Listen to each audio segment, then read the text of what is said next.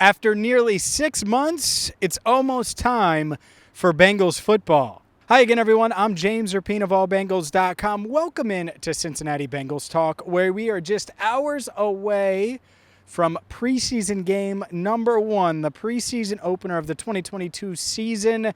And yes, I'm excited, and I have a feeling you're excited as well. Thank you so much for tuning in and watching this video. Make sure you hit that subscribe button, ring the bell, and before I dive into what I'm looking for this evening, I just wanted to give a shout out to everybody that tuned in on our live stream on Thursday night. If you don't know what I'm talking about, well, Andrew and I posted a video today.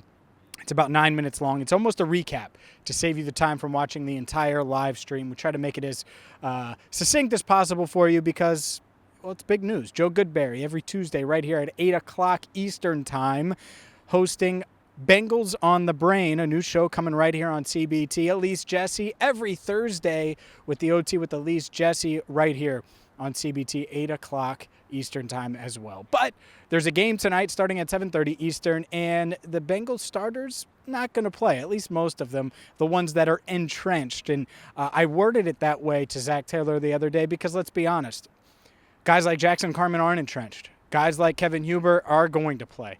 Samaje Perine is probably going to play, right? Backup running backs are going to play, all of these things. But do you really need to see Joe Mixon out there tonight? Do you need to see Jamar Chase? Obviously, we weren't going to see Joe Burrow regardless. But that means, and for me, the theme of tonight, and there's a lot of different guys I'm going to be watching for, but the theme is left guard. Let's figure out this left guard job because we've spent all offseason now since March and really since February and even throughout that playoff run talking about the offensive line. Well, now that La'el Collins is cleared and Alex Kappa's back from that core muscle surgery, Ted Karras has been a stabilizing presence at center, Jonah Williams battling with Trey Hendrickson, winning his fair share during camp, losing his fair share during camp. Trey Hendrickson's a hell of a player, by the way. 4 of the 5 spots are filled, and we know that. And can Jackson Carman grab the job starting tonight? Will he seize it? Or will it just be, and leave the door open, leave the door at least cracked? And I think it certainly is cracked. Maybe even a little more than cracked for guys like Cordell Volson, for a guy like Hakeem Adeniji. I would have said Deontay Smith, but Deontay Smith not going to play tonight, dealing with a back issue, was carted off the field a week ago Friday. So a week ago today. I was thinking it was Saturday. That's what happens with training camp. You lose track of days. A week ago today, so he not going to suit up today. And so if he's not suiting up, well, then we're going to see Isaiah Prince at the tackle spots. But how long will we see him? Will we see Hakeem Adeniji at one of the tackle spots? How will they rotate these guys in and out? Will Cordell Volson get reps at both guard spots? How will that work? So all eyes on the offensive line, but it starts with Jackson Carman, someone who is obviously taking his fair share of criticism, whether it was on the field, off the field. Certainly on the field, it's valid. He left a lot to be desired last year, and we'll just keep it there. We'll keep it to football because, to me, Jackson Carman has a shot here. The Bengals are giving him the opportunity, and he needs to take advantage of it. So that's the first thing I'm looking for tonight, but not the only thing. Let's go to special teams, where I think the punter battle right now, Drew Chrisman has out-punted Kevin Huber in camp, in practices. Will it translate? When these lights are on, when the stands are filled with fans, and I actually expect a decent amount of fans here tonight, even though it's a preseason game, will he be able to perform at the same level we've seen in practice? Haven't noticed a difference holding-wise, by the way, between Huber and Chrisman. Now, I'm not Darren Simmons, the Bengals special teams coordinator. I'm not an expert at that. And maybe it's just Evan McPherson's that damn good. But he's making them with both guys holding. So that's a job that's certainly up for grabs. The long snapper job. Does Cal Adamitis show that he's capable of being an NFL long snapper right now and pushing Clark Harris for that job? I think of the two, punter is certainly more of a contested battle right now, but we'll see. Both jobs certainly up for grabs, as is the starting returner jobs. Kickoff returner, I think Chris Evans makes a lot of sense. Brandon Wilson still coming back from that ACL, so we'll see if he's back there, if Puka Williams gets some run back there. Kwamie Lassiter is someone to keep an eye on, along with the punt returner battle, which, again, Lassiter in the mix there. Who knows if Puka will get a shot? I know Trent Taylor in the lead now, but Lassiter's looked really good on offense. Number 18, I'll give you the numbers if you haven't watched our highlight videos.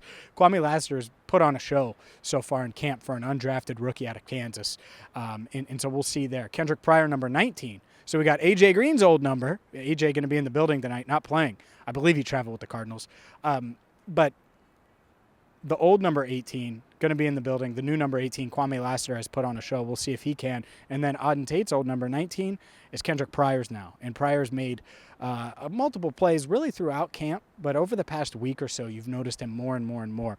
So it's going to be interesting to see how he works in on offense and how many plays he makes. Trenton Irwin, obviously, interesting. He's been really good in one-on-ones. We'll see if he suits up. If so, how much does he play? The reason he might not suit up, he's still coming back from an injury, so we'll see there. But overall, the back end of this wide receiver room, it's going to be contested, I think, throughout training camp. And we started with the offensive line. We went to receivers. Let's go back to the trenches and go to the defense, because I'm really, really excited to watch Zachary Carter, Joseph Ossai, Jeff Gunter, Tyreek Tisdale, these young defensive linemen. Now, Ossai flashed last year against Tampa Bay. We remember that. We haven't seen him since because he dealt with multiple injuries, season-ending injury, had a couple wrist issues, or wrist procedures, to solve that issue. So he's back.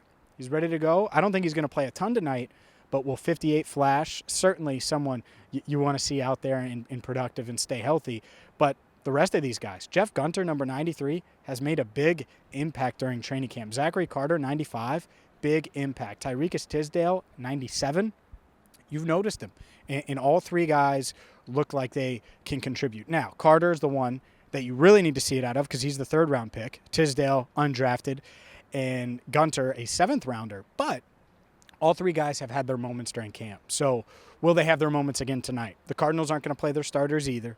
They're going to play a lot of second team, third team, fourth team, those type of guys.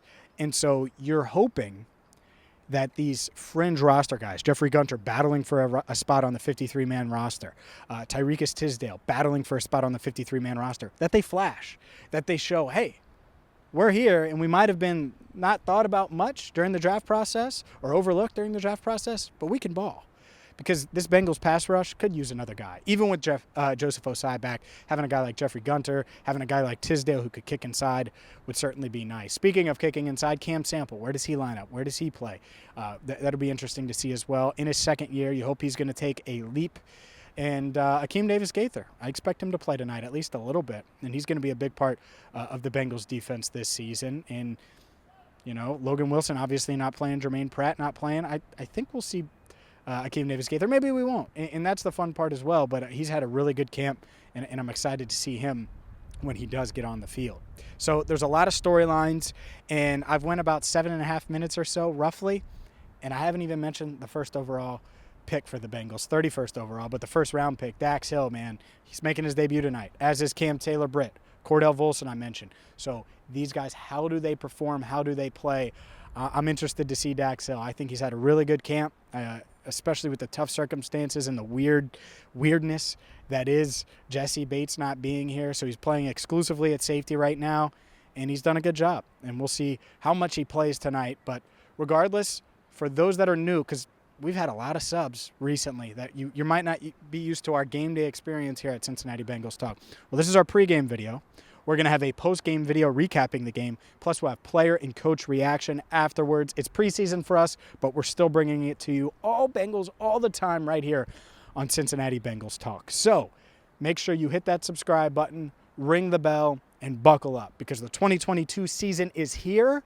I'm excited. I know you're excited, and it is about to go down right here on CBT, Cincinnati Bengals Talk. So for our channel coordinator, Andrew Fox Miller, I'm James Rapien, signing off for now.